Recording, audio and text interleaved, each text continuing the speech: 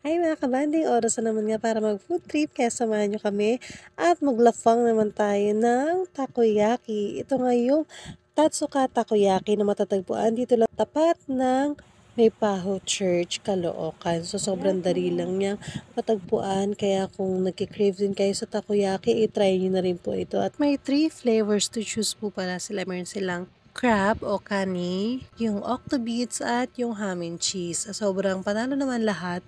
Pero syempre, dahil gusto natin matikman lahat, na-sorted ko na.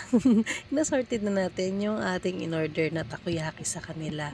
At sobrang nag-enjoy nga kami dahil sa dami ng toppings din at yung mga spices na pinaglalagay dyan. Hindi ko alam kung ano yan, pero ang sarap. Basta may bonito. At ang nakakatuwa nga ito mga kabanding, 10 pesos lang isa niyan. Pero kung bumili ka ng 10 piraso halagang 100, may libre ka ng 2 piraso. O, diba? Panalong panalo talaga. Nabulunan na yung kulot dahil nga isang subuan lang yung malaking yun. Ang tapang din ito bata, iba ng mana sa nanay eh. Pero ayan nga po yung octobits naman ito na kuha ko dyan. At talaga namang legit no, hindi nagjo-joke yung kanilang mga palaman sa loob. At sa octobits nga natin, medyo chewy siya. Yun yung texture niya. At yung dalawa naman, yung kani at yung haming cheese, syempre, malambot siya at talaga namang creamy rin naman, no? At lalafang muna nga ang ating mudrakels. Ayan, kakain muna siya ng tahimik at mapayapa. Dahil habang tulog yung kanyang maliit na baby. Ayan, sige, kain lang.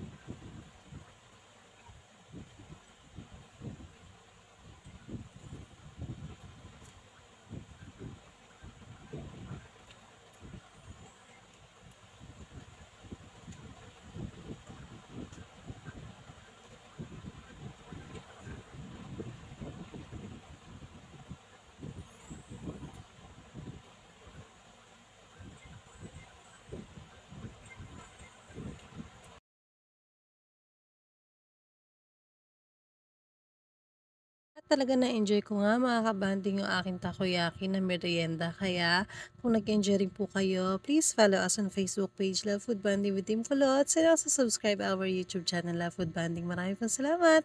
See ya! God bless!